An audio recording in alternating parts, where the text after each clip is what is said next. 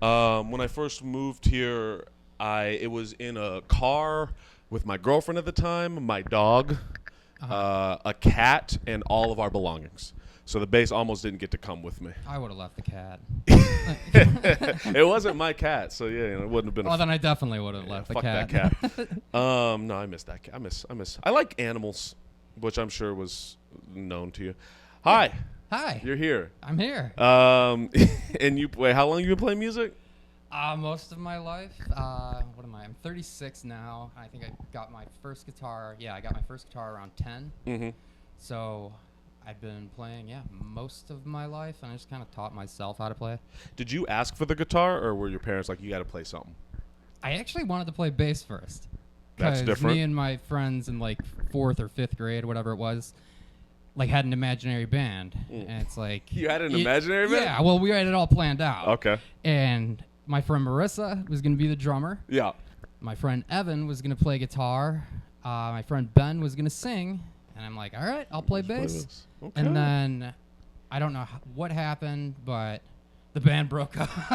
The band broke up before it even started. Oh, yeah. I got to say, before we get into stand-up, that's one of the things I love about stand-up is it's such a you-focused... Like, yes. I can't imagine really being in a band, like trying to make that work. I've been in bands. I love playing in bands, but for the majority of the bands that I've been a part of, I've always been the one. It's like, okay, I wrote this song. Here's what I want you to play. Like, I'm kind of the director of it. Yeah. Because when I write a song, it's like I can hear this in my head. I know how it's supposed to sound, and if you're playing something different, I'm just like, you're screwing up a vision, man. You know? So you would want to be the head person of the band. I kind of. Okay. But it would be nice because, like, that, when I played in bands, like, if I didn't write, then we didn't have any new songs. We didn't have anything to work on. I think that's where I run into frustration with group-based activities. Yeah. Is like, if everyone's not putting in the work, and it feels like more often than not, you're in a situation where most people aren't doing shit. Yeah. That's how I feel, but I don't know. I could be a control freak. In fact, I know I am. I know I'm a fucking control freak. No, you're onto something, though, because there are, like, some people that just want the title of something rather than... Or, like, let's say you start producing a show or whatever, and it starts doing well. I'm sure you get a million people hitting you up, like, hey, let me co-produce. Like, okay, well, what are you going to bring to the table? Yeah. Besides just letting people know. But besides getting you other bookings, because you produce this show now. Yeah, I get you. And so you started doing music. Was that your first interest into the arts, or was there anything? I mean, it was around that time. I was also a skateboarder. Really? Yeah. Because you make the joke about the Tony Hawk game? Yeah.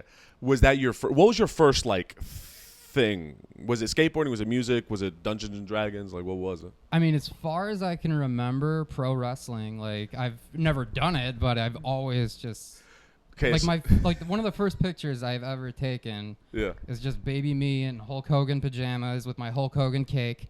So, like, as long as I can remember, and I just never grew out of it. What is the appeal of pro wrestling? I don't think I get it. That's fine. What are the appeal of comic books? I never read comic books. All right, that's not going to work.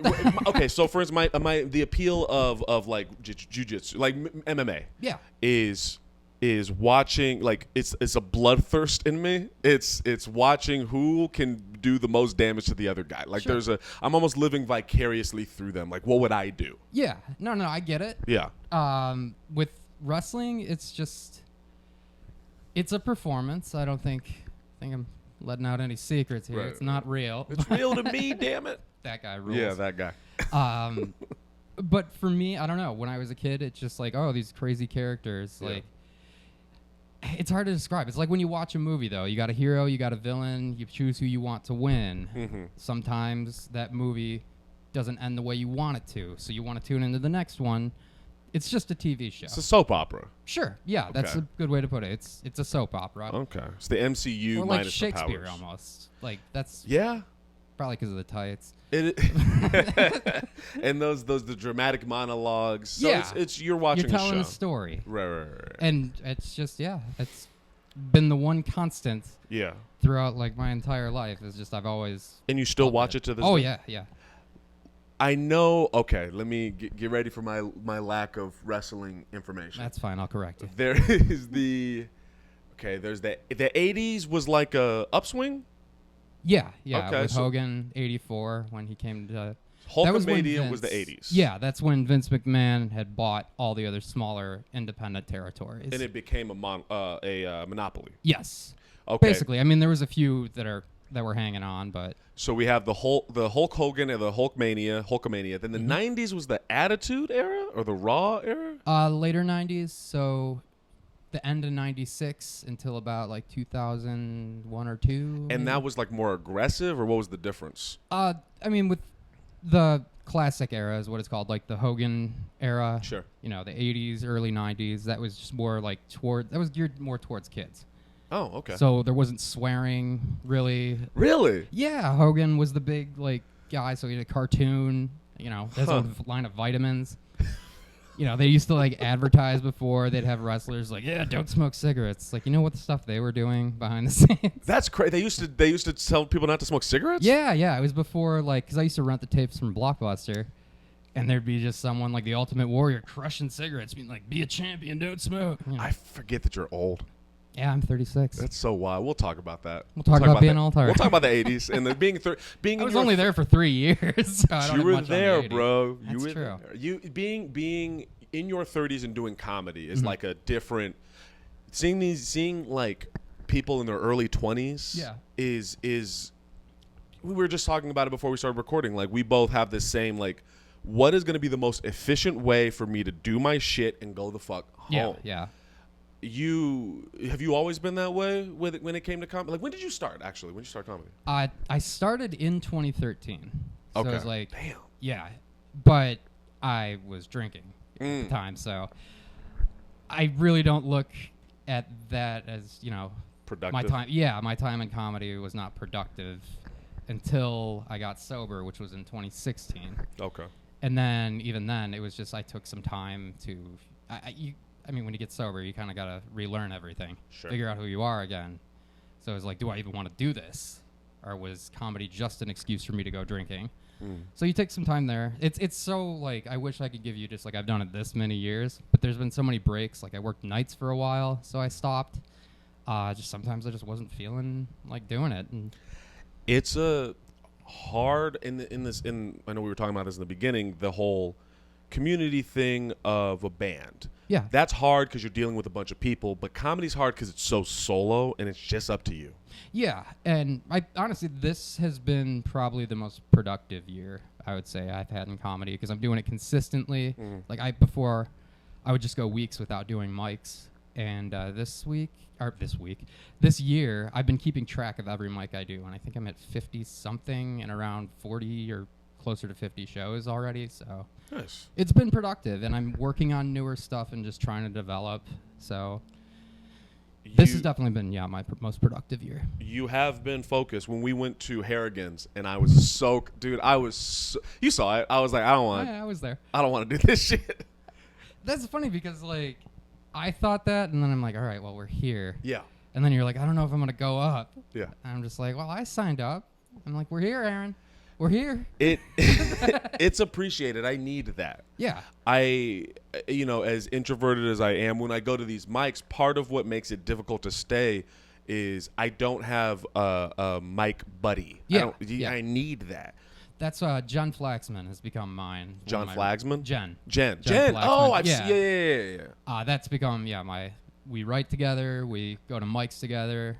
We've been going to Comedy Vault like every other week. So yeah, Jen has become my comedy buddy, and we're looking for people to join our crew. I'm all welcome for to it. Dude, to join me and Jen's crew. I'm happy to audition and bomb, and then you'd be like, oh, he bombed like a man. Let's bring him in. That's all it takes. We want the effort.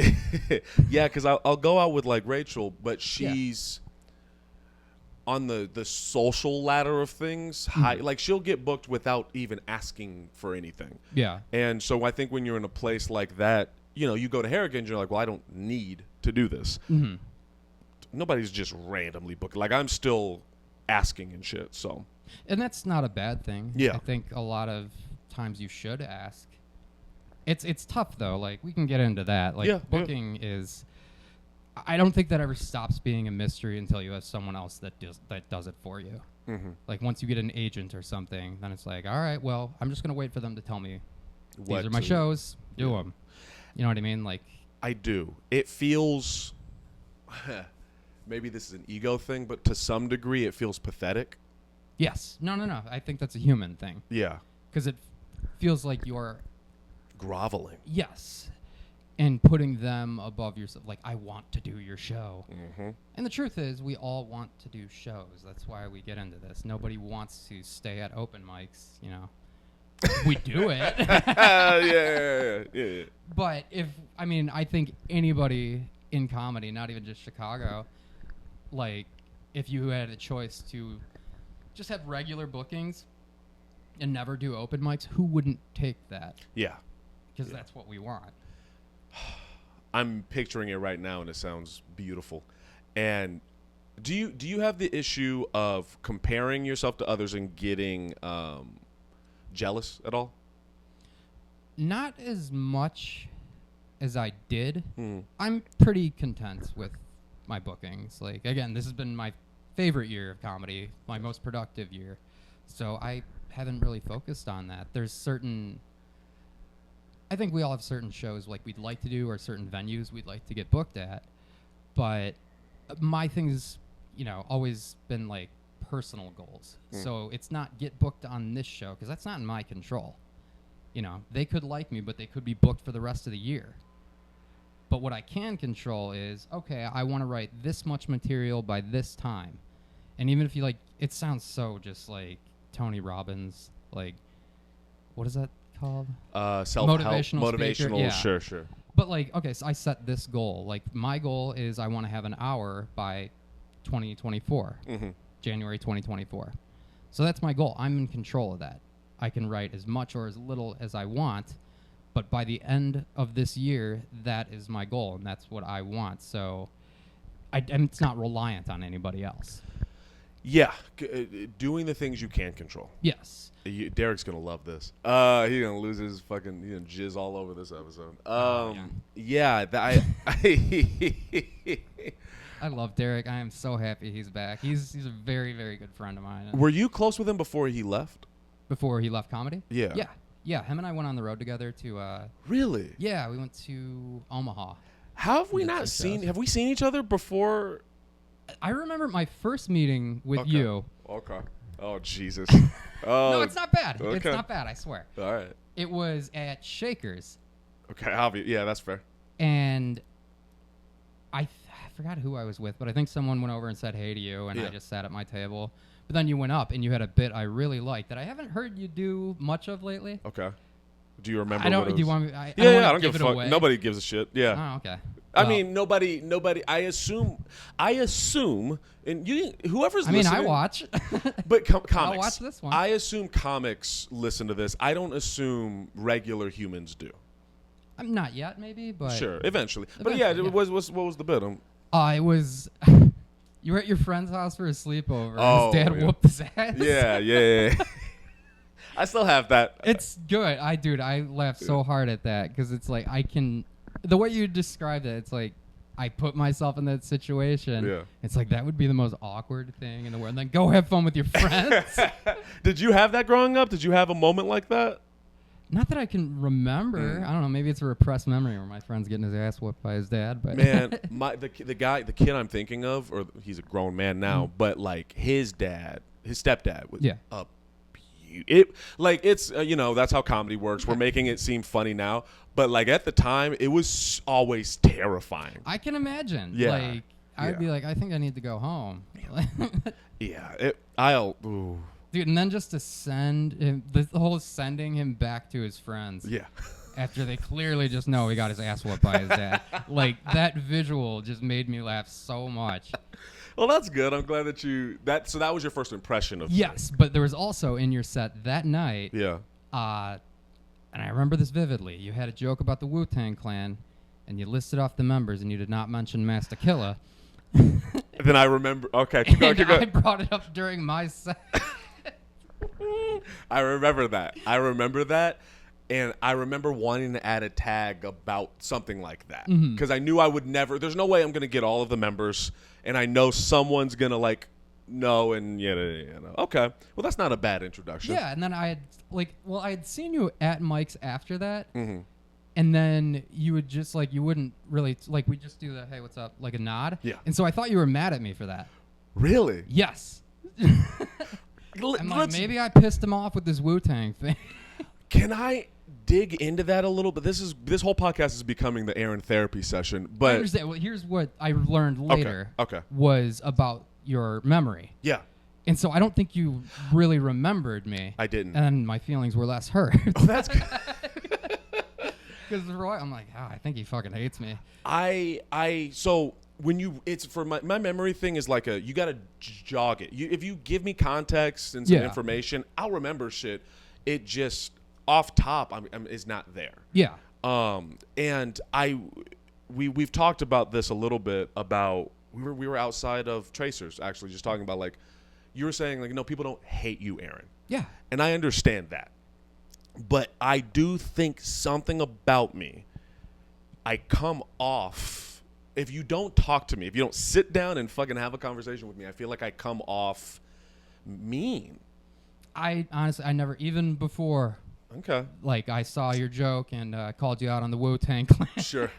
I never got that impression from you. Like you always seemed to be smiling. If like you saw someone you knew, you'd say, "What's up?" Yeah. Like you seem focused. Okay. Because I'd always see you with your notebook and shit out. But yeah, I don't think you ever came off with mean. And I really don't think most people perceive you that way. At least anyone that I know. We will get back to this. I'm looking forward to it. I can't wait. But I do want to get to the drinking. Yeah, so let's talk about when did you start? So you were. So you're going to be like, I want to get to the drinking. Here's a bottle. Now don't be a bitch. So you quit. You quit. You realized you had a wait. When did you start drinking? I started. See, that's weird because I was a late bloomer. Okay. To anything. Like I was, you know what a straight edge kid is? Yeah. They don't do drugs, don't do alcohol. They don't masturbate, they don't have sex either, right? I mean, I did plenty of one of those things when I was a kid. Nice. So. And judging that I'm a wrestling fan, I'll let you guess which one. So you started drinking what, like 21? I started drinking. I believe I had let me think. Because all through high school, never drank, never touched a cigarette, never did anything at all. Did not hang out with people who did that. My brother, who's 2 years older than me, when he had people over doing that, I would ruin their party and kick everyone out of the house. Really? Yeah, I was really against it. As a lot of the music I listened to was very like militant straight edge stuff, so I adopted that into my personality. Yeah. And I mean, over time, I started like, whatever, if you drink around me, that's fine. But then it got to a point where a lot of my friends were, and I'm like, well, I want them to be safe, so I'll be DD. So I was around it more. And then I think I was 19 when there was just 1 week, and I'm like, fuck it. let's try this. And some girl's parents were out of town, and I got hammered. And I also started smoking cigarettes. That same day? Yes. And then the cigarettes didn't stop. Well, I mean, I'm on the vape now. Sure, okay. The nicotine didn't. Yeah. And then the next week I smoked weed for the first time. So I just went all in. I was like one of those Amish kids when they get to run wild. The Rumspringa? Yeah. All right, hold on. Let me do the thing and then Rumspringa. That's that's I have a thing about that. I think that the reason a lot of kids fuck up is because they're too sheltered when they're younger. Yeah. Like we stigmatize sex and drugs and alcohol so much to the point that when you are finally able to do it, you go fucking crazy. Yeah, like in the DARE program, from what I remember of it, it was like weed is just as bad as anything else. Yeah. And I think, if you look at a billboard for a dispensary now, I think we've realized that's not the case now, but yeah, putting them all in that category where like this will kill you, I think is more dangerous because then once they smoke weed and they're like, hey, it didn't kill me. Let's try some of these pills or let's, Yeah, give me a line. Were your parents kind of wagged? I picture your parents. This will be fun. Go ahead. I picture your parents as hyper Catholic for some reason. We're Irish, but I wouldn't say hyper Catholic. But I did go to Catholic school until 4th grade. Is it as fucked up as I imagine? Like Catholic school? Yeah. I don't know how you imagine it. I imagine especially in I keep saying the 80s like you were fucking 20 in the 80s. I picture a lot of paddles, a lot of prayer, black and white for some reason. Nuns. Okay, that's probably what it is. It's not suit, uniforms? Yes, I did have to wear a uniform. Do you guys have to go pray during a certain time, like after lunch or something? Not really. I think we did like monthly mass, if I remember. I don't know, it was so long ago. But no, I was never paddled. I was told I was going to hell by a nun because I did the sign of the cross with my left hand. Really? Yeah. And she wasn't playing around. Nah, nuns don't have a sense of humor.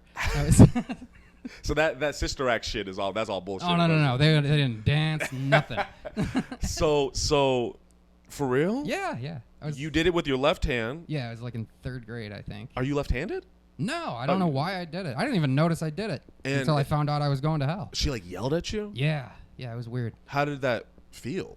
It's funny to me now. Sure. At the time. At the time, it's weird because like I don't think I really cared. Were you? I don't think I knew quite understood the concept of hell or like. Yeah, it didn't really bother me. I was just like, all right, well. I had a good run. That's a really crazy, and this is we'll get back to the drinking, I promise. Sure. But I don't know, maybe that's the reason I started drinking. There's a repressed, I can only imagine. Like, that's the weird thing about religion to me, is it's to say to a child, like, to try to explain to a child something that is pretty much unfathomable. Yeah. And to do it in such a mean, I would argue, violent way. Yeah, I mean. I don't know. I was like, oh, well, that was weird. Like, okay, so you didn't even fully register. I didn't. I knew what hell was, but I don't think I really cared because it was coming from her. You didn't respect her? Exactly. And I was like, all right, well, as long as you're not going to be there, like. Are you atheist now? I don't know. You don't know what the fuck you are? I don't like set religions because I don't like what it does to people. It scares me what it does to people. I don't want to rule anything out. I mean, I believe like the universe, like I believe there is like a certain push and pull, like depending on. I sound like such a hippie right now. I mean, look at me. You're right. Yeah. No judgment here. I can't speak to whoever's listening, but no judgment here. Well, you can judge me at haha Tim Brennan. Yeah, man, I got fucking chakras up here. Like I'm listening. I'm with you. Yeah. I mean, I don't fully understand chakras either. So I would describe myself as like half Christian, half Buddhist. Sure. See if you can take a little bit from everything. Yeah. Yeah, that's where the little yin yang comes from, and it's. I grew up Christian. God, I grew up in an all white Baptist church, which was it was an experience. And that sounds like an improv scene. It was. When I talk about it in stand up, I'm pretty mean about it, but without the jokes, there was a lot of stuff I got from it that was good, that I acknowledge. Yeah. I had community, big old air quotes, because it was a bunch of white kids with like police officer families. Yeah. And so I would bring up stuff about the cops, and they would tell me I was fucking lying or they took it personal. Like, you're talking about my dad. Yeah. Right. And did I tell you what my youth pastor said to me? No. Okay. I'll tell you this real quick, and then we'll get to your life. So I was about 15, 16, and there was my youth pastor, and he was like my older brother. Yeah. Like, I loved this guy. I'm not going to say his name, but I just loved this guy. He gave me rides home, and like, he was very sweet. He's a nice guy too. Yeah. But one day we're talking about the N-word and whether or not white people can speak. I know, is that even a fucking discussion? And so was he a white guy? Yeah. Everyone in that church, minus like two other people that not your parents. No, two other kids, and they were brother and sister, and that was a whole other. And they were very quiet. Yeah. So he's white. Everyone was white. I'm just wondering how that would even come up. I can't remember because I argued about shit. I would go into youth group, and I think that was one of the things I appreciated about them is they would let me in and argue. I would push back to everything because I was like, "This sounds crazy." Yeah. All of this, guys. Like, are we not gonna acknowledge this? Yeah, in a Catholic church, it's a lot of because I said so. Yeah. So not much room for discussion. Is that when the paddle comes out? If you were to argue, or there's no paddle? Not that I'm aware of. I mean, I certainly never got it. I was just going to hell, and that was it. Good for you, man. Yeah. You're very complacent. They like that. No, but I would. One of the things I appreciated about my church growing up is that they let me argue. Yeah. And so we're in this argument, and this is the thing that fucking annoys me. He used a Chris Rock bit. Did it get darker? A little bit. Okay. He used a Chris Rock bit inappropriately. I already know which one you're talking about. Yeah. Mm-hmm. And so he said, and I am quoting him. I will never not be quoting him when I say this. He said, "Well, Aaron, there's black niggers and there's white niggers and there's Asian niggers and there's Mexican niggers." And what he was trying, because the bit is I remember the bit. It's there's black people and there's niggas, and the niggas have got to go. I love that bit. Yeah. But he doesn't his interpretation of it was meaning low class, poor, ignorant. It's like, no, you're completely misrepresenting the history of that. Yeah. Which we don't need to get into. No, it's fine. But that was kind of my upbringing. I'm sure as time goes on, you'll know why I have such a thing with race. Yeah, no, I mean, I listened to the podcast. Oh, that's right. I've heard you bring it up. Like, I've heard you allude to, the neighborhood and the people you grew up around, and so I get it. I get why it's important to everybody. If that's something that affects you, then yeah, it should be important to you. I think sometimes I feel like I'm beating a dead horse with people, where I'm like, I'll say the same stories over and over again because those are the ones that like come up in my brain. I mean, those are your personal anecdotes of life. Right. I don't know if anecdote's the right word, but no, I think it is. I know it's a word. I don't know if I'm using it correctly. It's an anecdotal experience. Okay, so you start at 19. Yes. You're like, fuck it. This is it. Yeah. And did it just change, or was it a gradual shift? It was gradual. I mean, when you start drinking, your tolerance is pretty low. Yeah. So the first time I drank, I'm not even sure if I was actually drunk or if I was just buying into it but over time, yeah, it became I would say a very big problem. Like pretty quickly? I mean, I quit drinking at 29. And so that is when you was 10 years. 10 years. Damn. Yeah. Okay. So when I started, it was fun. I mean, of course, that's why I kept doing it. But there was something when I did start, I'm like, I feel like this, because I know my person. I have a very addictive personality. Do you have alcoholism in your family? On both sides. Like, not my parents, but extended family, yeah. Skips a generation. Is that a thing? Does it skip a generation, or is it like... I think it really just depends on the person. Like, everyone's got their own reasons for it, but there are people who are probably more likely, especially... if they have addictive personalities like I do. Like, if I find something I like, I'm way into it. I'm with you. So you're drinking, and you're internally, like, I should probably keep an eye on this, but alcohol is alcohol.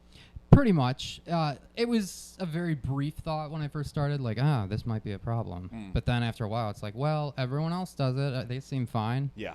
Like, I feel like I'm drinking just as much as they are, and then it got to the point where I'm drinking a little bit more than they are. Then Tim's the drinking guy at the party who brings his own case of beer because there won't be enough for everyone if I don't.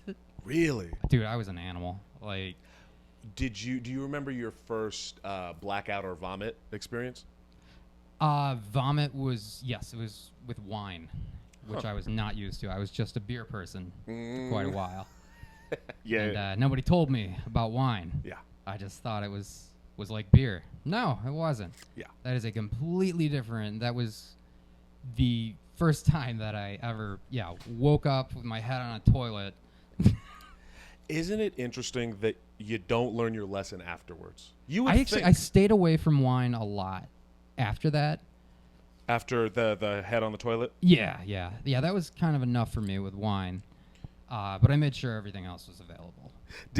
When was your first liquor experience? That's a good question. I don't remember my first hard liquor experience, but I know there was a phase in college where me and my group of friends got really into rum and root beer, which is a phenomenal combination. It sounds delightful. It was great. It was so good. But the thing is, once I drank that, rum always hit me later. Yeah. So I could sit there and drink, half my fifth and then be like, I guess it's not working today. But then I get up, take a drag off a cigarette, and bam, it all hit me at once. Right. So those were some rough nights. And there was so much sugar, so the hangovers were just brutal. Yeah, the sugary drinks were the easiest. I remember in my early 20s. Mm-hmm. As I've gotten older now, if you give me straight... How old are you again? I'm 32. 32? Okay. If you give me straight whatever, I'm fine. I'm enjoying more bitter things. Yeah. But, we used to... Oh, get ready. We used to make this thing called a panty dropper. Let's acknowledge this is pre Me Too. We didn't know what we were saying. We would get a big, those coolers you bring to the beach. Yes. And just all the UV, apple UV and grape UV. Jungle juice. Jungle juice. We called it. Yeah, that's what you called it? Mm-hmm. Yeah. And we would just put melted. You had a better name, I guess. I don't know if it's better, but it's funnier. It's way funnier. If you were telling that on stage, definitely use yours instead of mine.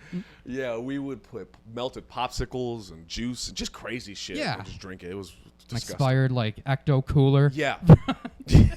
You remember the 80s? That was 90s. That was 91. That was the 90s? Yeah, it was Ghostbusters. Oh, Jesus. I'm an ass. They were the same thing. I actually remember. Until 94, the 90s really didn't happen.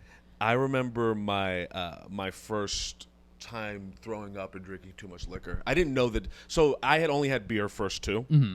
And one night I was hanging out with this German girl in college. Yep. Yeah. And pretty sure we had Jaeger. And she's black. She's a black German girl, which I didn't know was a thing. She's beautiful. And we were watching Eddie Murphy Raw. There you go. We were drinking. And I'm going. Raw or Delirious?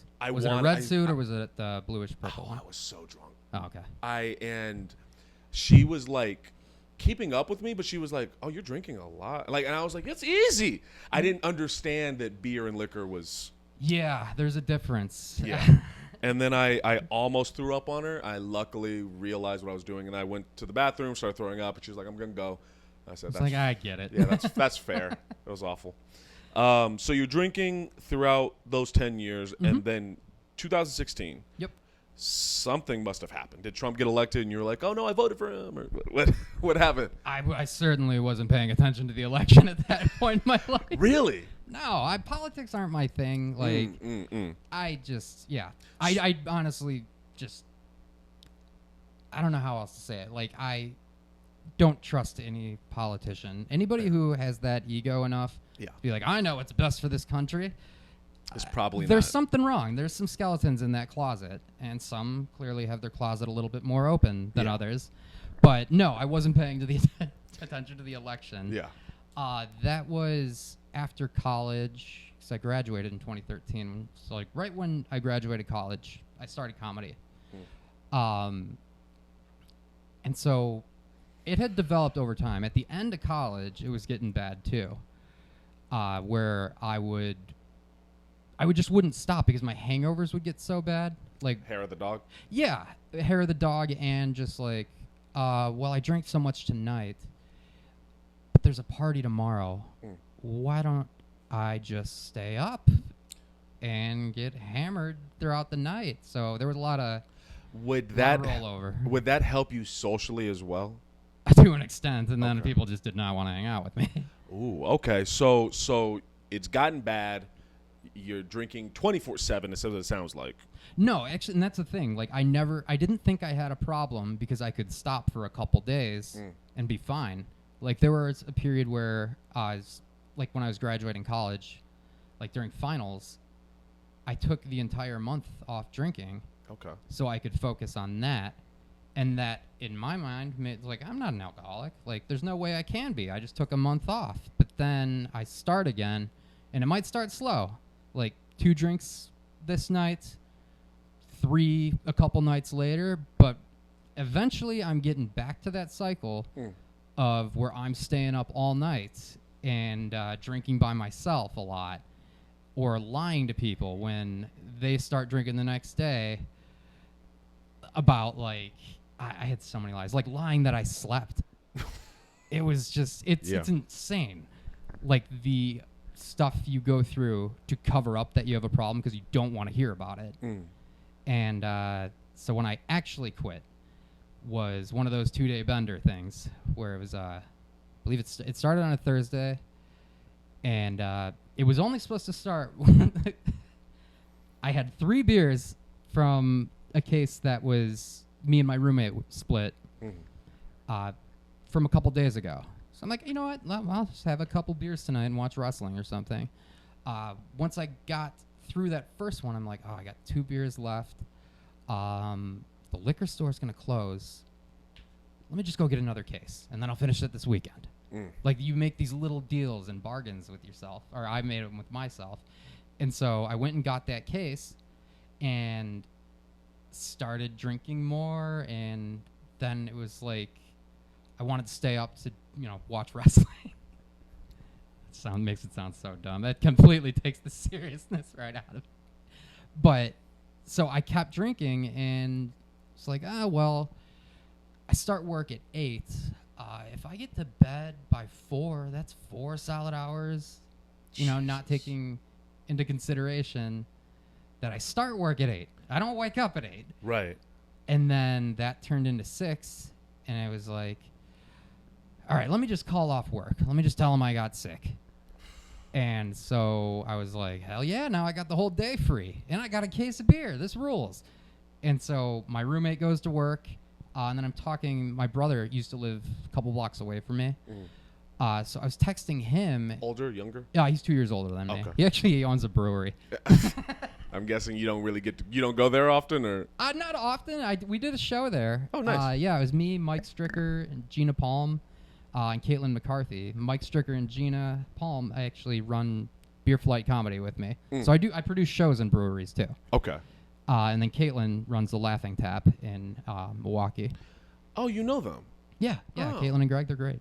Yeah, they are really sweet. I was there a couple weeks ago. And so you go through this bender, and then when was the moment it was like, okay? Okay, so yeah, I was talking with my brother. Well, actually, let me.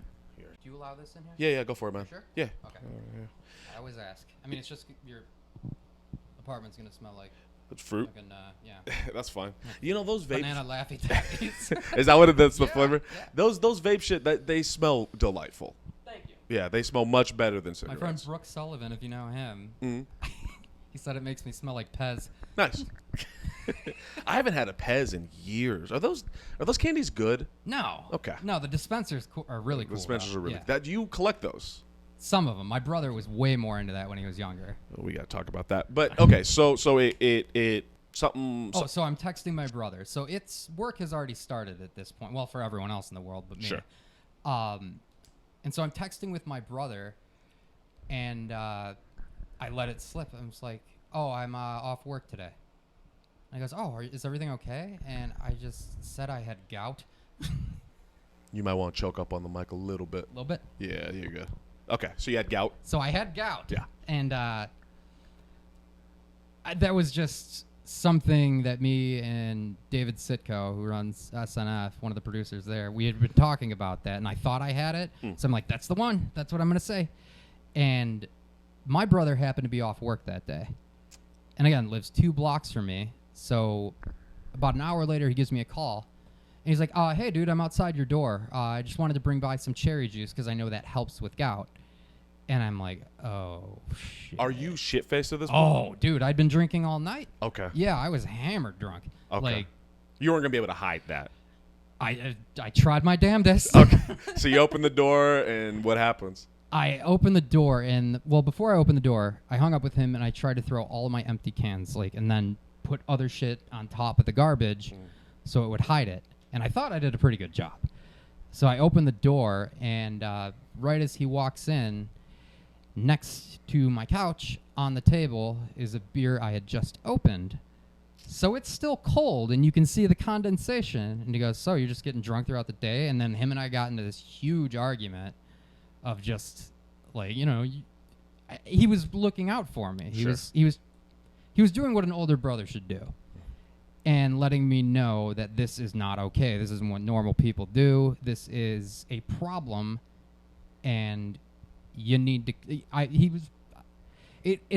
He always had such good intentions. He still does. Mm-hmm.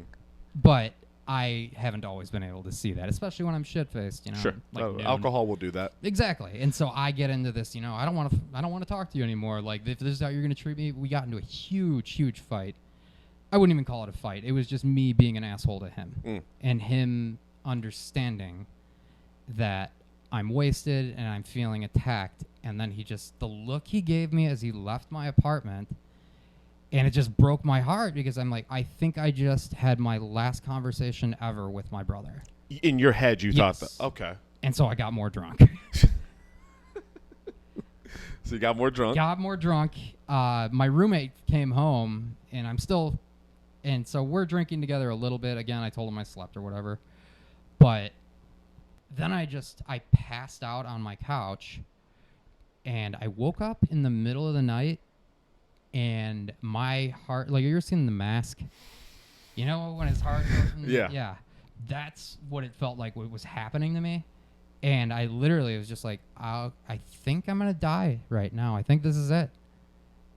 And it was weird, because I was conscious enough to understand that was happening. I thought, and I was also over 300 pounds at this point. So you're a big guy? Yeah. Okay.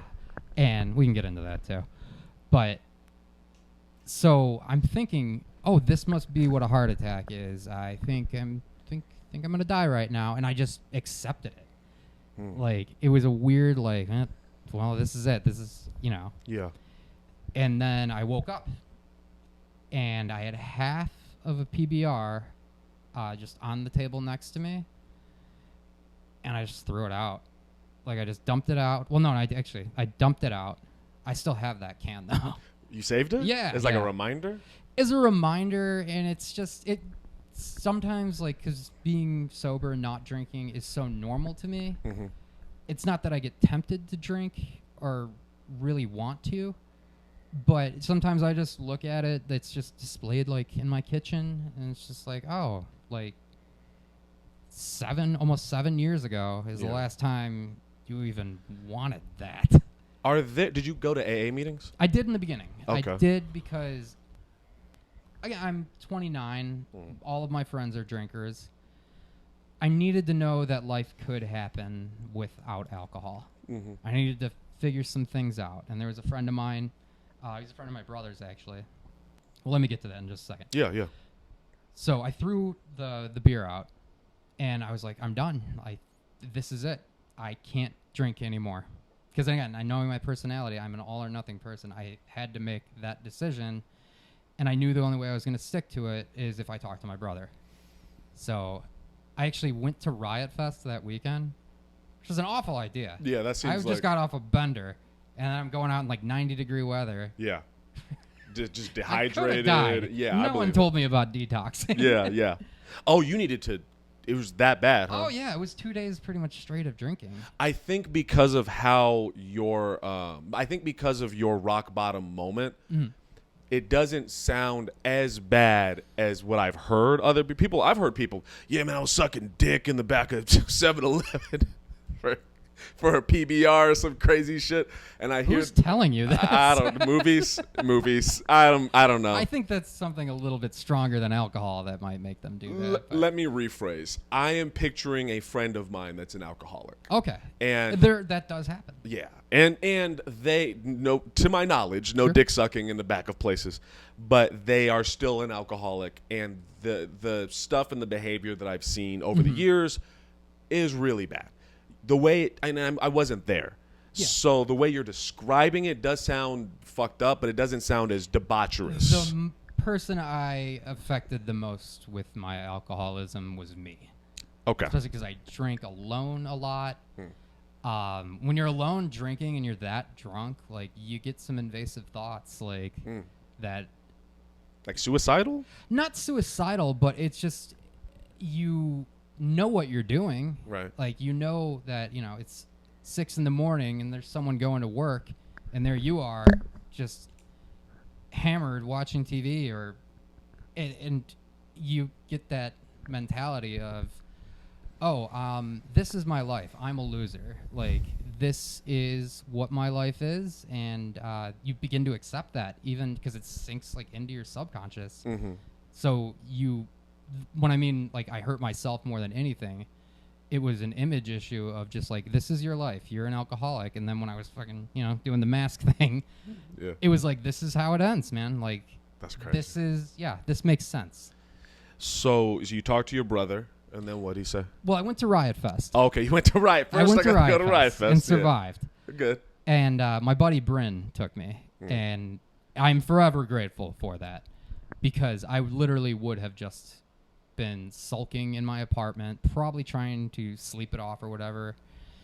And yeah, it was brutal.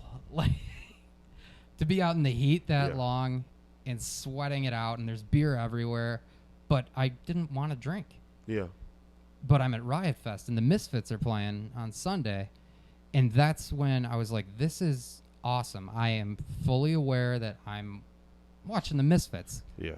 With Danzig. Like, I don't know if that means anything to you.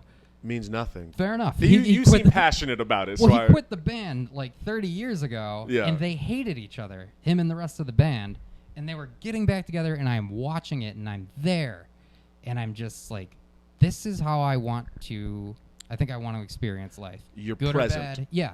Good or bad, I don't want to drink pain away. I see it. You know what I mean? Like, for the good moments, I want to be there. Yes. And present. I get you. I'm now questioning because I have to make everything about myself. That's fine. Let's talk about you, Aaron. I'm thinking about my weed. Like, I actually recently, I think I told you this recently. I've decided, like, I don't think I want to drink. You've been drinking Shirley Temples a lot. I do know that. Yeah. I like Shirley Temple. They're delicious. They're really good. But I was like, alcohol is expensive, and I should just drink water. Yeah. And I'll be all right. Or Shirley Temples. Sure. But weed is a different thing for me. Yeah. Weed is like, I would say I'm addicted. I would say I'm addicted for sure. A lot of people say that's not possible, but why do you think? Because a lot of people are fucking that's true. liars to themselves. Like they watched that one Cat Williams special. Have you seen the Cat Williams special? There's a cat. So Cat Williams. Last thing I saw from Cat Williams, he got the shit kicked out of him by like an 11-year-old. This is Cat Williams at his peak. Oh, okay. That definitely wasn't his peak. Yeah, no, not at all. But this was one of my favorite Cat Williams specials. It's Cat Williams live, and he has a lot of classic bits. One of them, he talks about weed, and he's like, "Weed ain't a drug; it's a plant. It grows out of the earth, and it's." Drugs, you gotta mix it, cook it, you gotta put baking soda. I don't know the recipe or whatever the fuck he says. And it's like, no, a drug is a thing you take to or consume, shoot up, drink, smoke. A substance. A substance that alters your mind and your body. Yeah. That's what a fucking drug is. Like, let's not bullshit ourselves. I mean, you could put that with anything that affects your everyday life that you become dependent on. Yeah. Right. And I think there's different levels of destructiveness. So, for instance, yeah. your vape, you could argue is destructive, just not as destructive as cigarettes. I mean, this, is a lot better for me. I feel than cigarettes. I know there's some bullshit studies out there that'll say it's worse. And But I don't buy it. Yeah. This makes me feel better than cigarettes. I believe you. So I'm going to keep doing it. I support your decision. And thank you for letting me do it in your home. Of course, man. Of course. There's Or else we'd have to stop every 5 minutes so I can get a quick vape. Is it that strong for you? Dude, since I work from home, yeah, it's always on me. Like, I couldn't go back to the office because I know, like, I might actually just, like, subconsciously hit it and stop. That's crazy. Yeah. We'll get into that too. That's fine. But with weed, so my first time I smoked was it was terrifying. My first time being inebriated was terrifying. I'll give you the short version. Go ahead. Straight edge as well. Mm-hmm. During my freshman year of college, excuse me, and my roommates drinking, smoking, doing the whole freshman year thing. Sure. Yeah. Near the end of the year, they're like, "Come on, Chase." That's my last name or my middle name. They called me Chase. They're like, "Come on, man." They came home and they were like, "We got this spice. It's like weed, but it's legal." They kept the one you bought at the store. It's type of incense that's a hallucinogen. It's the zombie shit. It's crazy shit. Yeah, that guy ate a guy's face off. Yeah. You? I didn't know that. Yeah, I don't like to tell that story, but you're gonna get it when I'm back in Florida. But they had me smoke out of a bong. I never smoked out of a bong. Yeah, that's like the liquor of weed. Yeah. And I took these 2 fucking huge hits. It was not. I didn't enjoy myself. Like, I'm scared. Yeah. Immediately, I did not enjoy this. Ugh. And I didn't realize that. I don't know if you had this, but I didn't realize that once you have taken the drug, you've done that now. It has to go out of your system. In my head, I was like, I'll just mentally defeat the drug, and I'll just decide I'm not high. That's a sign that it's working. Yeah, crazy shit. So I go away from them. Yeah. And I'm in our little apartment. We were in our neighbors, and I'm hearing voices. I'm hearing my roommate say, "Man, your eyes look as red as the devil's dick, man." Like in my head, it was terrifying. And so I go back over to get help. They're all high, so they're freaking me out. And there's lights going off and there's blinking shit. It was terrible. They were laughing, and I started They're laughing at you? Well, they're high. They don't know. They don't know how serious it is in my head. I'm sure for a seasoned person, it's kind of funny. Yeah. Oh, I'm sure it's hilarious. Because they remember when that happened to them. Yeah. I remember my first time. And I started to think I was in hell or purgatory because time felt so long. Yeah. I had kind of forgotten if I had smoked or not. And it was terrifying. I'm giving you the short version. Yeah. And so I go back into the room, and have you ever heard of Cutco? The knife company? Mm-hmm. Yeah. So my roommate, Jeremiah, had been working for Cutco. So they gave him this really nice set of kitchen knives, and I'm in the room alone. Well, he has to buy them. I know. He has to sell them off. It was a scam. Yeah, it was a scam. Yeah, it was a pyramid scheme. But I was trying to rationalize. I don't know if you've ever been high, but you. I think I have. Okay. Like, weed wasn't for me. Good for you. Not good for me because the experience that you're describing, that's been every time I've tried to smoke weed. It was always terrifying to me. I think ultimately that's good. Yes, I'm okay with it. Yeah. So I'm freaking out and I'm trying to rationalize, and I decide if I kill myself, I'll wake up.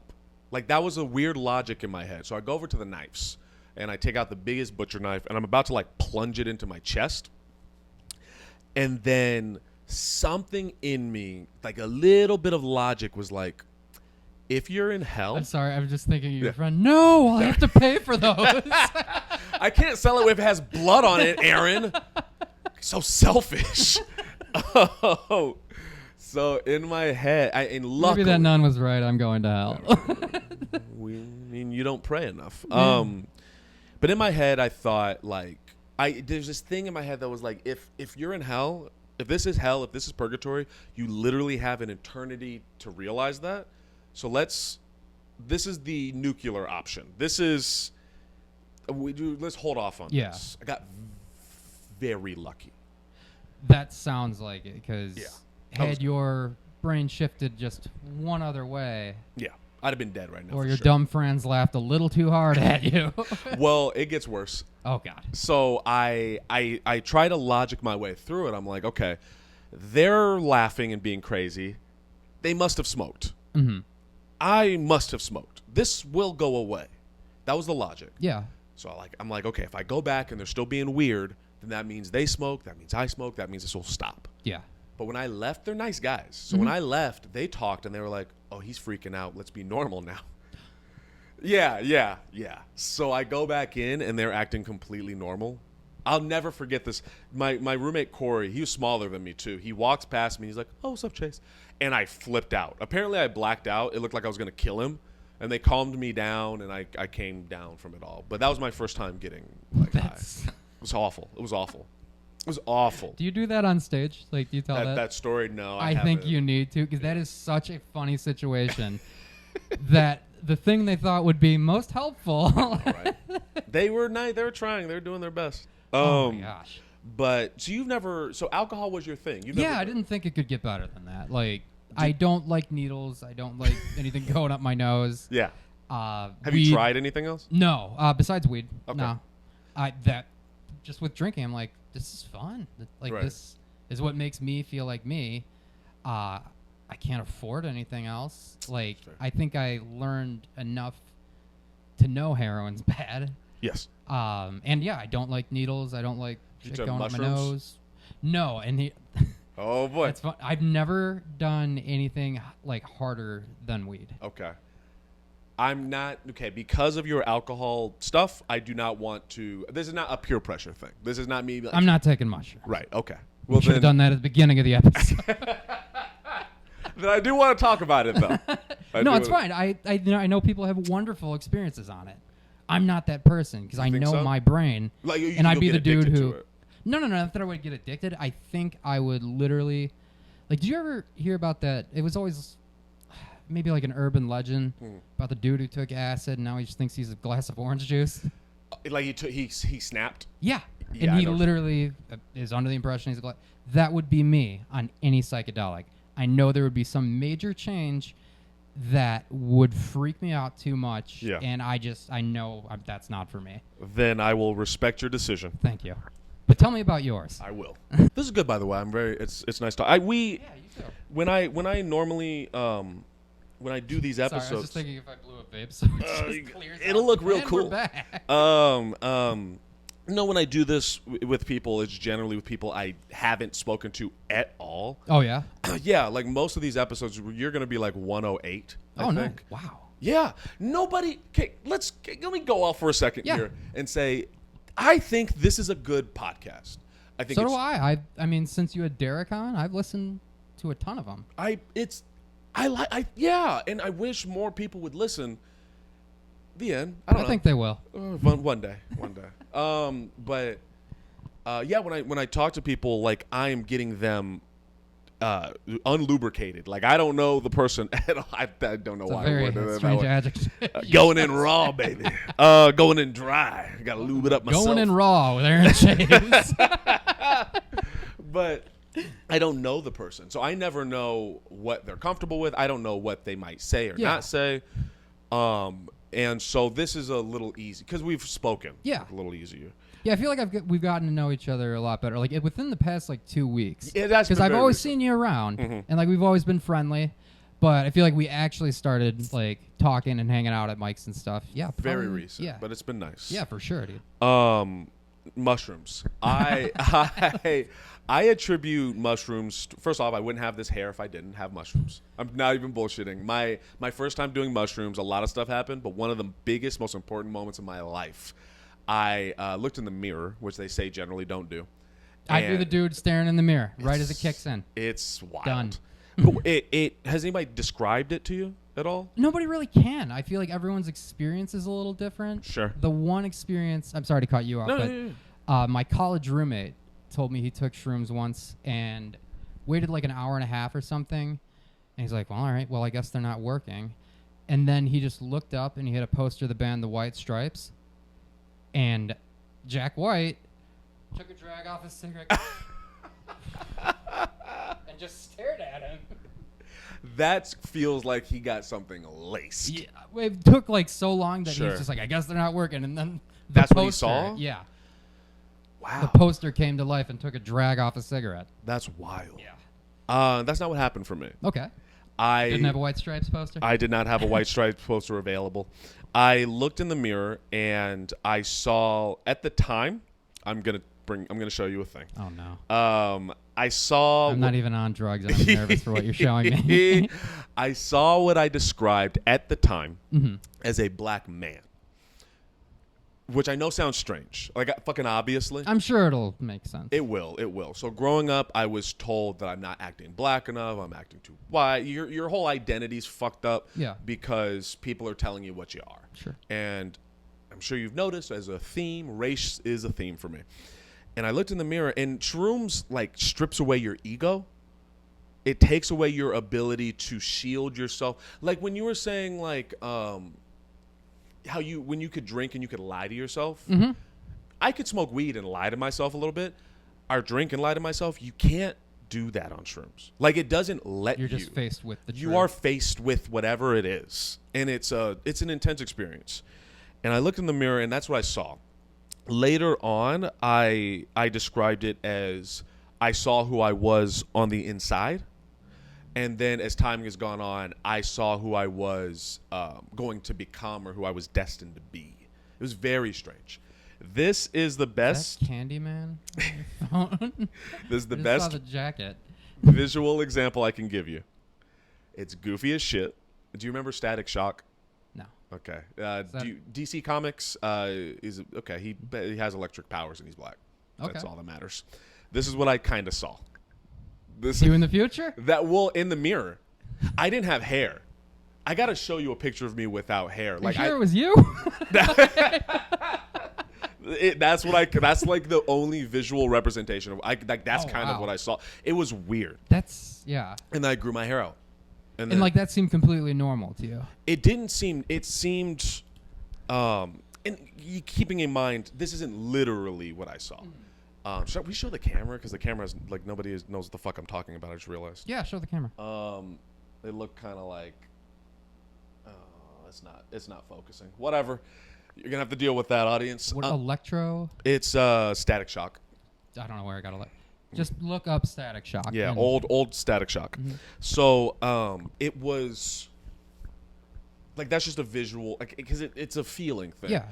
It was intense. It was like, oh, that's me. Oh, it was like, oh, that's you. Like who I am now, like the person you're getting to know now. And again, we can get into the whole people hating me thing. Yes. Because we should talk about that. And I want you to loop this episode as you sleep, so it seeps in your brain that not everyone hates you. Well, so we'll get into it. Sorry, back to Static. But I looked in the mirror and I was like, oh, that's me. Mm-hmm. And it was my first time, like, in your feeling of being at the Misfits concert. Yeah. Where you were like, oh, this is real. This is happening. I'm experiencing. It was like, that's me. Okay. And then when the effects go away, then it goes away. But it was my first time, like, connecting with myself. I have been so disassociated for so long that I just wasn't me. Yeah. Yeah. But the people hating me. Would you like to get into that? I know that not everyone hates me. Good. I think, in reality, most people are neutral and don't give a fuck. I think most people are thinking about themselves. I think is what I'm saying. Okay. Yeah, that's a better way to say it. It's a less sad or angry way to say it. But I also know, in the same way, when you were like, when you thought that I maybe had taken your joke the wrong way. Mm-hmm. I know that there's stuff about me that comes off that way. And no, it's not my problem. I have no control over how people interpret me, so on and so forth. And I realize that. Yeah. But it also fucking sucks when, like, when someone doesn't like you or has an issue with you. Yeah. And you don't even fully understand, like, why. Yes. That I can understand. Okay. But it's also, I don't know, like the way you describe yourself sometimes, it's like you feel like you come off as an asshole, and I don't get that impression from you at all. I feel like you could kill somebody. We got to get into that, but okay. Yeah. But I don't feel like you when I saw you around before we really started talking, like, yeah, you didn't seem like an angry person. You seemed like someone who was at the mic. You usually got there early, like I did. Sure. And you were busy.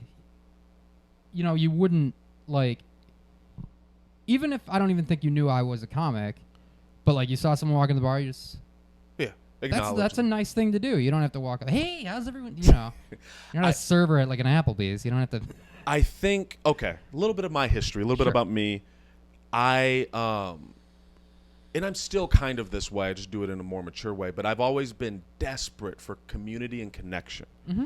I think that's a big part of it. Like that you know, what reasonable black child would be around a youth group where the pastor would say something. Yeah, right? Like, or I just desperately needed community. Mm-hmm. I've always just felt alone. And so my approach back in the day would be to be that guy. I would just march into conversations and interrupt just ambush. Yeah, and I would say my opinion and get into arguments with everyone as if like sometimes you can shut the fuck up. Sometimes you don't need to say everything that's on your mind. Yeah. Especially if it's a private conversation. I get where you're coming from. I've never seen you do that. Because you're seeing me now. Exactly. Yeah. And I guess I'm always cognizant of that because I feel like I've hurt people's feelings. And I feel bad about that. Yeah. Yeah. I mean, that does make sense. So it's like it's a protection thing. You don't want to end up doing that again. Yeah, I don't want to end up bothering people. I don't want to end up pissing people off for no good reason. Yeah. There's sometimes it's fun to piss people off. Depending on the person. Depending on the person and the situation. I don't want to get into fights again, but I had a moment. Okay. You heard the theaters. Rachel told you this. Yeah. I had another moment recently, maybe 2 months ago. Oh wow. I was with. Do you know Ty Riggs? I know the name. This black dude, long dreadlocks, and another guy, Laro the comedian. Two comics. They're black. Yeah. We Cam did the. Have you seen his episode? I don't know if you have a video. I don't. The video didn't work. It's like a Polaroid. It's just a Polaroid of him. It sucked. I was so frustrated.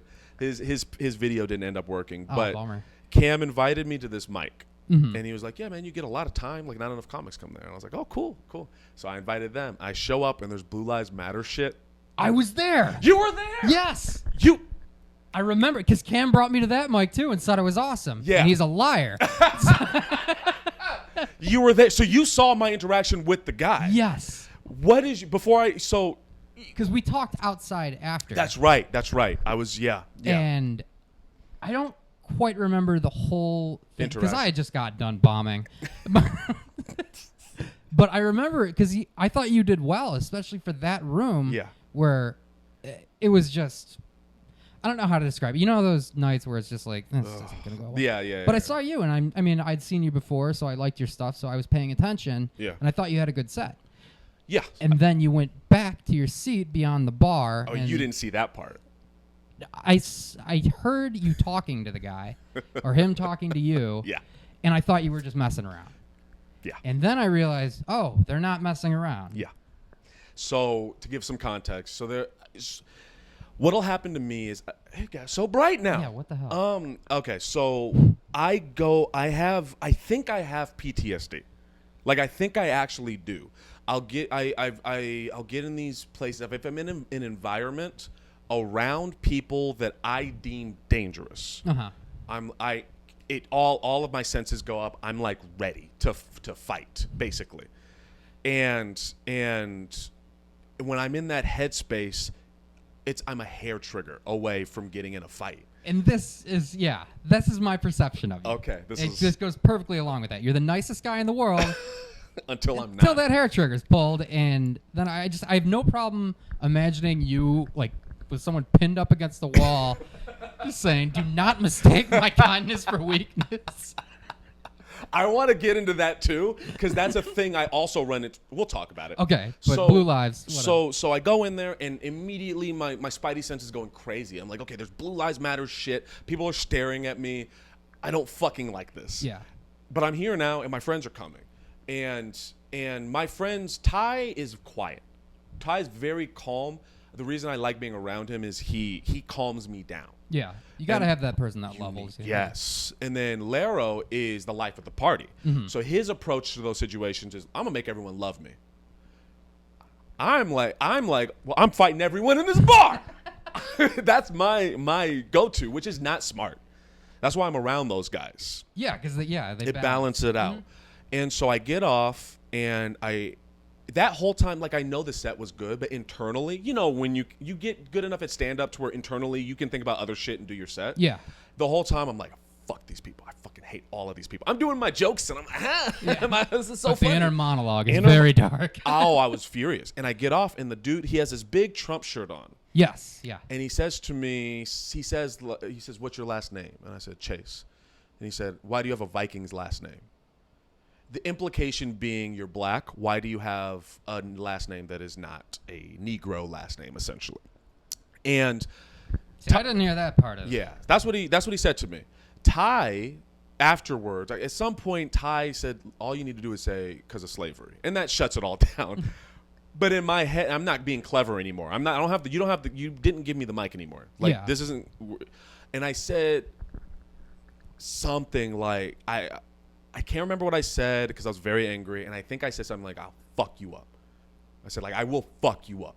And if you could see the look Aaron's giving me as he says that. Yeah, I was like, I will fuck you up. Yeah. And it's stupid. It's dumb.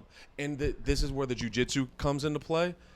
I'd been taking it. It had been maybe 5 6 months of jiu-jitsu. So I don't know. I don't know what I could have. I don't know what that guy knows or what he has on him. And it's stupid because he was like 100, I think. Even without jiu-jitsu, you would have been just fine.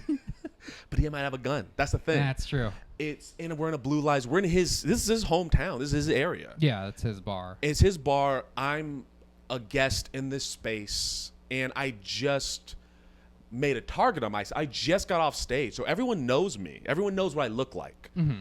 And so I think the bartender said something to me, and like Laro and Tyler, like, hey, man, you got to go outside or something. I go outside. I think you came out there, and like I calmed down a little bit. Yeah, because I think Cam came out first. Because I was sitting right up front. Yeah. So whoever was after, I don't remember who it was, but I heard you talking to someone, and then him talking a little louder, mm-hmm. and it seemed like he enjoyed your set. He did. So, and that's what's weird about this whole thing. This is the thing about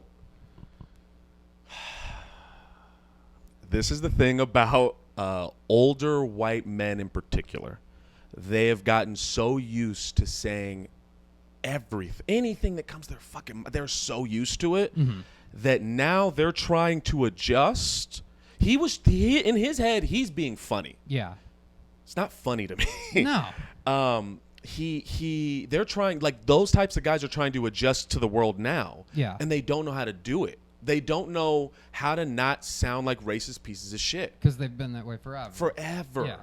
And so he thought he was being part of it. Mm-hmm. And to me, I'm like, no, that sounds like a threat to me. Don't ask me what the fuck. Don't say my name. What are you saying? That was really, yeah. But I would have never, like, I don't know. The white people have said crazy shit. I'm sure we do. The amount of times I've heard, like, you're a good black person. Oh, okay. And they think they're giving a compliment. Like, that they don't understand. That's not a compliment. Yeah. And so after I made it clear, like, I'm not your buddy. Mm-hmm. Then that's what you said. I'm not, because I thought you were quoting South Park. Is that what I said? Yeah. You said, I'm not your buddy. Hey, friend. Yes, that's what I thought. I thought you were. Yeah, no, I was serious. And that part of me, I don't like that part of me. But it is part of me. And so when people say to me, like, why aren't you so nice? Like, it's fun. It's like, you don't. I'm afraid of the day that that comes out in front of certain people, and they're like, "Oh, he was lying to us the whole time." I think that's what it is. It's like, no, man, like, this is also a piece of me, and I don't want that to be ignored. Yeah, and that makes sense. Yeah, because I think we talked about this at Harrigan's maybe. Or it's one of the other times. Either way, we talked about it. Yeah. Where it's like if you're so nice all the time, the second you do something to be an asshole, it really affects people because they never see that side of you. Yeah. And it can be scary, especially when you got someone pinned against the wall saying, "Do not mistake my kindness for weakness." That was the other thing. That's the other thing that is, I think I've taken it a little too far in Chicago because I've had people say like that I'm, what's the word? That I'm very passive or I'm averse to conflict. They didn't say it like that, but that's essentially what they're saying. Oh, like, Aaron's passive or he's afraid of shit. And it's like, you don't know me. Sounds like a challenge. Yeah, I'm in those moments I've stayed calm. I haven't lashed out, but it's like some of these comics in general, and I think you'd agree with me, don't know how to fight. I'm sure. Yeah. A lot of them watch MMA. Yeah. And I know a lot of them watch wrestling. They don't like Southside comics. That's a whole other situation. But Northside comics. There's some I'm sure that know what they're doing, but most stand-up comics, we fight with our mouths. Like, yes, that's our defense mechanism. Yeah. most comics don't know how to fight. Yeah. And most comics, from what I've seen, have never really been in fights. Maybe a scrap or two in middle school, but like never anything that was life-altering or life-threatening from what I've seen. Yeah. And so when I have I'm so sorry. Go on. When I have like someone condescend to me in that's how I feel. So when I have like we'll use a comic. If a comic who I don't think I thought you were gonna name someone. No. I'm not gonna name anybody. But I've had comics kind of imply that to me. And I know for a fact I could fucking kill them. Yeah. And so there's this piece of me that's like you're saying, don't mistake my kindness for weak. Don't fucking do that. Don't do that because it's not gonna look good. And it's like take a breath. It's like it's on top of that, the jujitsu stuff scares me even more.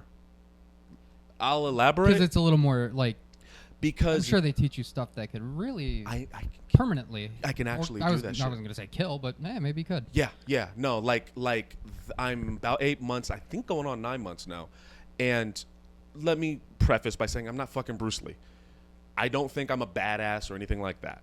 But what I do know is if you don't have a weapon or technique, I could probably, and you're not huge, you're not a fucking mountain of a person. Like, I could probably kill you. You feel comfortable diffusing that situation. Yeah, that's a nice way to put it. No.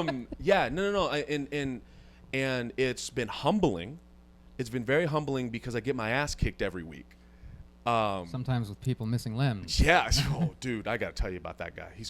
There's more? I'm still afraid to roll with. I haven't rolled with him since. We might want to cut this part out, right? Yeah, we don't want him to see this. But no, it's scary because now I know shit. Yeah. Like before, when I would snap or get angry, that would have just been me kind of flailing and using as much brute strength. There's a lot of emotion and not technique. Not technique. Yeah. Now it's like, if I snap and I have this technique, that's really dangerous. Yeah. And so I'm trying to keep that in mind as well. And it's like, it's just a lot. It's a lot, and people don't have backs. No, people don't know you unless you do shit like this. People don't know you, and so it's like I don't know. I'm rambling now. No, it's interesting. Like, how much do you really think about this? Like, where you think you're gonna have to kill somebody at an open mic because of that one situation? Because of life. Because life has been, most of my life has been. I don't want to say it's been fights every day because it hasn't. It's been a constant hum of danger with spikes of life and death, and then back to that hum. So the potential of it was always going. Yeah. The reason I describe it as PTSD is like, if you put me in a situation like the one at that mic, I go back to childhood. I go back to, I got jumped. Here. Dude, that's really smart that you know that, though, because a lot of people will just be like, I just snap. I don't know what happens. But you actually analyze yourself about it and be like, it's triggered by all of this. Yeah. And a lot of people don't do that. Yes. And that is, thank you for the compliment. You're very welcome. Yeah, and that's good. That's good. I'm glad I've gotten there. I'm so much better than I was before. Yeah. It's just a lot. I don't know. It's a lot emotionally, and it sounds exhausting. Yeah. To be honest, to have that mentality of walking into a situation and feeling, even when there isn't an obvious potential threat, yeah, it's still on your mind. Yeah, that sounds fucking exhausting. It is. Pot is positive though. To bring it to the jiu-jitsu, I feel better. I thought you were saying positive. I can whoop everybody's ass. Everyone's ass. No, I do feel. I feel calmer than I ever have before, which is really sad considering what I've just expressed. But like, I feel calmer. I feel more at ease, and I think that's why I can't stop jiu-jitsu. I have to keep getting better. It seems good. Like it seems like something that impacts you. Like it does, and you're super into it. Like, dude, it makes me so happy. See, that's what like guitar is for me. Like that's my meditation almost. Or now that I'm going to the gym again, like I've had people like, hey, we should go to the gym together. And I'm like, I don't think so, because that's my time. I have my playlist. I'm focused, and I just think, and it makes me feel good. See, like with jiu-jitsu, I just couldn't do that. I don't know if I come off as a fighter. What is it about it that would make you opposes you to doing it? To jiu-jitsu? Yeah. Am I saying it right? I think it's because I don't know how to say it. Jiu-jitsu, yeah. BJJ is another way. BJ, okay. I don't know.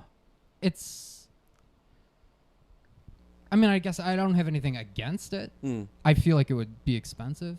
It is. I don't even look. I just gave them my money and I closed my eyes. Yeah. Yeah.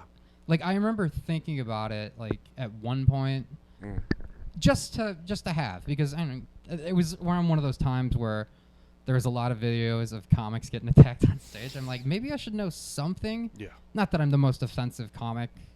Far from it. You never know. I am the punchline of like most of my material. I'm just shameless about being the punchline. And I think that goes just to like, okay, I want them to have a good time. People. Yeah. I want them to have a good time. I don't like making fun of people. I don't like making people feel bad. Especially physically. Yeah. Which is maybe why I don't do jiu-jitsu. But it was around that time of like, remember someone got like a bottle thrown at him on stage and it went viral, and it's like there was some video of some guy storming the stage and trying to beat the shit out of the comic with a mic stand. I've seen that one too. Yeah, it's terrifying. It's like, maybe I should know some sort of defensive thing. And I don't know. That's the only time I really thought about it. It sounds like hasn't been enough violence in life for you to decide, like, I should do this. Yeah. Okay. That's fair to say. And that's good. Yeah. Like, I have mixed... You ready for some weird thoughts? Yep. I have mixed feelings about it. I think on one hand, it is good. It's good that I'm happy for people that never had to experience that type of violence, especially when it felt life or death. That's a... Have you ever had like a life or death experience? I mean, my heart was coming out of my chest like in The Mask. But like big car accident, you went bungee jumping, anything crazy like that? I mean, I almost drowned when I was a kid. How old were you? I was probably 5 or 6, I think. Okay. But it was weird. Like I passed out like underwater, and then I woke up, and there was my dad and the person who found me. Found you? Yeah, I was at the bottom of the pool. Wow. That was a repressed memory for a long time, too. Isn't it weird how your memory, I mean, to get to the whole memory thing, how you can just, like, block shit out? It's terrifying because, like... You think that's what OJ did? What about OJ? You think he blocked it out? He wrote a book about it. Yeah. After that, I never read the book. I did it. Did he really? I've heard... It's a real book. It's a real book? It is a real book. Does he I don't know if it is still being published. Okay. We can look it up. Okay. Because if it is, I totally want a copy of that. But I remember there's a radio show I was listening to where they were reading excerpts from the book. Yeah. And he blames someone named Charlie. I've heard of this. And a lot of reading between the lines is Charlie is, the evil side. Right, the alter ego. Yes. And they were talking about it, I forgot who was talking about it, but when they're reading through the book, it's like, oh, no, this is a first-hand account. Right. Unless he is the greatest writer that has ever existed, this happened, and this is him getting it off his chest. How do we get on OJ? I don't know. This is my podcast. You've listened. Thank you. By the way, thank you for listening to, or watching it. I know that it started off with Derek because it was like that's it's my buddy. Yeah. But I would love your unfiltered. Don't worry, you don't need to jack me off with the podcast. You don't need to be soft about it. This is good. I'm glad I'm not in front of the camera. That was fine. Me too. What is your take of it? What is your opinion? What are the things you like, don't like? What do you I don't know, what's your take of the podcast? Because you actually listen. Overall, I mean, it would be cool if you did, and I know how expensive these cameras are. Yeah. But like to see you two, sure, that would be cool. Just the back and forth. Yeah. I think that. I mean, I really don't have any complaints. Like, it's interesting. I started with Derek's because he's a good buddy of mine, and I was hoping you'd get some stuff out of him that I didn't know. He pretty much. Yeah, I knew what he was talking about the whole time. And then the Claire one, the last one was very good too. Yeah. Claire's someone I've met in passing a few times, but never really got to know her. Same. I thought. I didn't have most people I have fairly neutral assumptions about. For some reason, I was a little nervous with Claire. Really? In the beginning, not in the beginning of the podcast. When I first started talking to her, there was I don't know. I was worried I would offend her for some reason. Oh, really? Yeah, I don't know. That's nothing to do with her. But you watched that whole thing? I didn't watch the whole thing. Okay, you didn't get to the tears yet? I got the Matthew Shepard stuff. I saw the clips actually today on your stuff too. But you didn't get to my part of the tears? No, I didn't. Yeah, she got some tears out of me. Oh, well, now I have a new goal with this podcast. There have been some tears. I think you're right. I get what you're saying about, like, I'd imagine it must be frustrating to not see, to never cut, I guess. Well, it's almost like an air of mystery too. Ooh, even though, well, I mean, if they just go a little further back on your YouTube channel, yeah, they're going to see your clips. Sure. But like, they don't see, if you don't know who I am. Yeah. Interesting. That's very interesting. Other than that, no, because you generally, like, what I like about your podcast and the way that you talk to your guests is you genuinely seem interested. Yeah. In what your guest has to say, whereas I think a lot of people with podcasts, it's an excuse to hear themselves talk.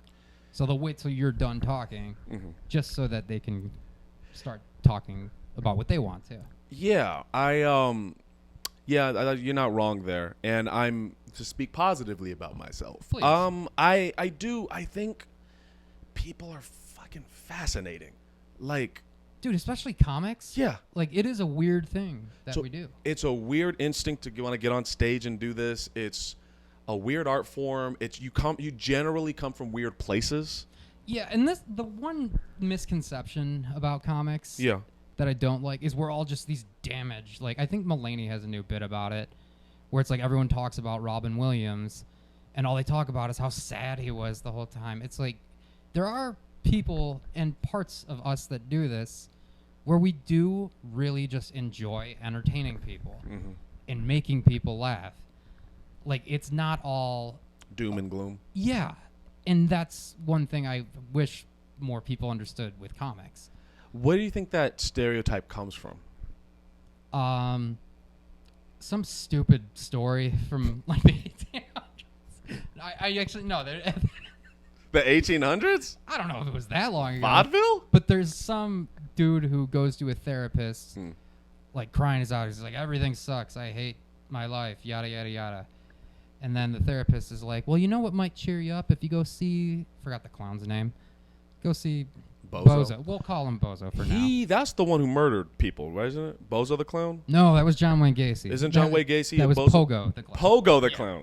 Okay. But in the jokes, or the story, anecdote, whatever it is, it's the most I've ever used the word anecdote in my life. Nice. We'll call this the Anecdote Podcast. The Anecdote Podcast. Yeah. But the therapist tells him, hey, go see Bozo the Clown. He cheers everybody up. And then the guy lifts his head from his hands and says, but I am Bozo the Clown. Whoa! Yeah. That's the original Shyamalan twist from the 1800s. It's. I don't know if it starts with that, but I think if I'm to make a guess at it, I think comics they are connected. There is a connection to misery and pain there, but it's not all enveloping. Yes. I would think that's an element because, like we were talking about, your friend getting his ass whooped by his stepdad. Yeah, Jesus. Yeah. That, hilarious. If you wrote that with... And that's what we mean where it's not all pain and misery. Sometimes it's just hilarious. Sometimes hilarious. But like that is a very, for him, probably a very traumatic. It probably still messes with him today. I'd imagine so. But sometimes we take that part of ourselves, I think, that does hurt the most. It's a defense mechanism. That's the way I've always used comedy, as a defense mechanism. If I can diffuse you from making fun of me first and win you over that way. So I guess it does. There's an element of misery there, but it's not all. Yeah. I used to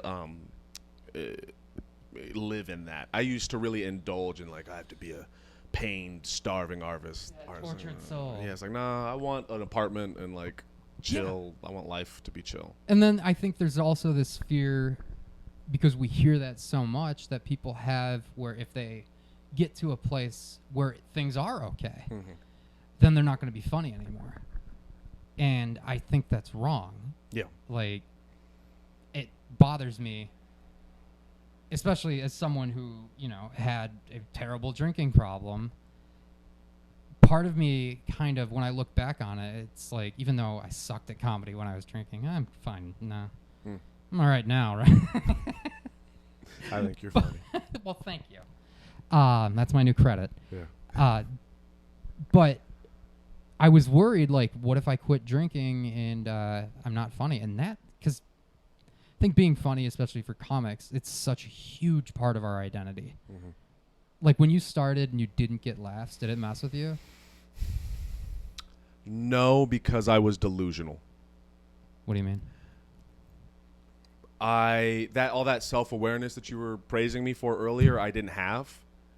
I in my head, I'm sure some narcissistic tendencies. I just no, this is funny. Oh, it's they're all wrong. Yeah. See, when I didn't get laughs, I did well my first time, and then the second and third time was miserable.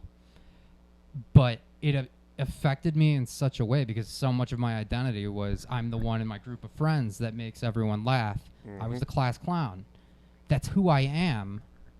And when it didn't work, it really is I felt like losing part of my identity. So there's probably a part of me that stayed with comedy to make sure I don't lose that part of me. Because I think if I quit then, I don't know what I'd be. Okay, two things. First thing is, if tomorrow you quit comedy. I say I'm going to quit comedy at least 5 times. If you talk to Jen Flaxman, I just ask her, how many times has Tim threatened to quit comedy? The goal is to be a working comic, right? Yeah. Okay. And not it. I know a lot of people say, I don't need money. I don't need, we all need money. Yeah. But my goal is not to be for everybody, if that makes sense. My favorite band of all time is a band called Every Time I Die. Have you ever heard of Every Time I Die? No. They're the greatest band in the world. Okay. I look at them the way people look at the Beatles. Gotcha. That was a band that changed my life. And they have a very loyal fan base. Shout out to the E-Tidiots. That's what they're called.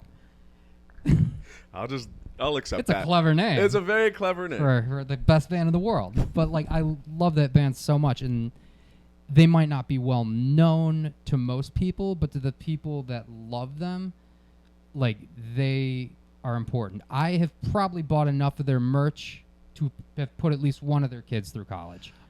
Hold on. That's a thing I've heard, that if you want to make a living off of art, All you need is, oh shit. What happened? I just got a message from someone from my past that we'll have to discuss. So your pastor, he's like, hey, I heard this new Chris Rock joke. You know when that one nigger slapped the shit out of the other nigger? That was criminal. Or he's sending you the video of Cat Williams getting his ass kicked by the 11-year-old. I'll explain it off of the camera. Okay. That's fine. Please don't let me forget. I won't. Okay. I need to know now.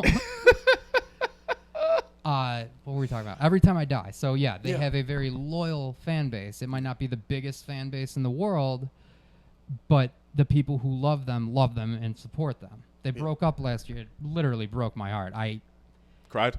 I didn't cry. Okay. But sure you didn't. It felt like I lost part of me. Sure. And like, do you know Gina Palm? No, but I believe you that person exists. Well, yes, she does. Good Definitely exist. Good for her. One of my really good friends co-produced a show with her. She's also a very big fan of this band. Gina's not Jenna. No, she's Gina. There's Gina Palm and Sharon is her sister. This is a lot. I'm gonna find this person. I need to see a face. Gina Palm? Yeah. Okay, please continue. But she's a big fan of them too. Like she has a tattoo like on her finger of the band's symbol, and I still need to get my tattoo of them. Oh. Wait, hold on. I got this. Yeah, that's her. This is, dude, I'm gonna veer off for a second, and I want to hear about this band. Okay. This memory shit is hell. I can only imagine. That's another thing I remember about you is maybe it was the second or third time we actually met and we talked outside of Uptown. Yeah. I remember you go, wait, what was your name again? Yeah. And I said, Tim. And then you wrote it down. Yeah. And I'm like, what the fuck is he writing my name down for? Dude, it's embarrassing as shit, but I realized, like, I can't. Check this out. I have a whole list of people, and I write just people. I just write contexts of how I met them, and it jogs my memory. I'm sure you're in here. Hold on. People who mistook my kindness for weakness. You ready? You ready for this? Yep. I guess the first time I wrote it down, I wrote Tim Brennan met at Laugh It Uptown open mic. Yeah. Yeah. Yeah, we hung out outside because I think we were the first people there. Would not have remembered that. And it's fucking hell. It was with your buddy from Jiu-Jitsu. Yes, was there with Alex. us too. Yeah. It's like this Gina girl. Like, I looked at her picture and you're saying her name, and I'm like, man, I don't remember. Mm-hmm. Like, she would have to jog my memory. But to then go up to someone that you probably know. There's people, I've been here for like over 2 years. I don't remember certain people. Yeah. I mean, and dude, when you're out at mics, there's different people all the time. You're not going to remember everybody. Yes, but this is going back to the whole, I seem very nice, and it comes off as fake. I think I'm afraid of coming off as fake. Is it recording? It's only going for 30 seconds. Shit. We can keep talking, but we're out of memory on the film. Wow, and we were just talking about. I know, right? We talked for a very long time. Shit. All right. Yeah, are we doing a two-parter? Yeah. Do you want to come back another time? Sure. Okay. Where did we stop? I don't even know. I don't know. It just stopped. How long have we been talking? I thought you were timing, but then I realized that was like the 20 minutes. I have been? This doesn't make sense. Hold on a second.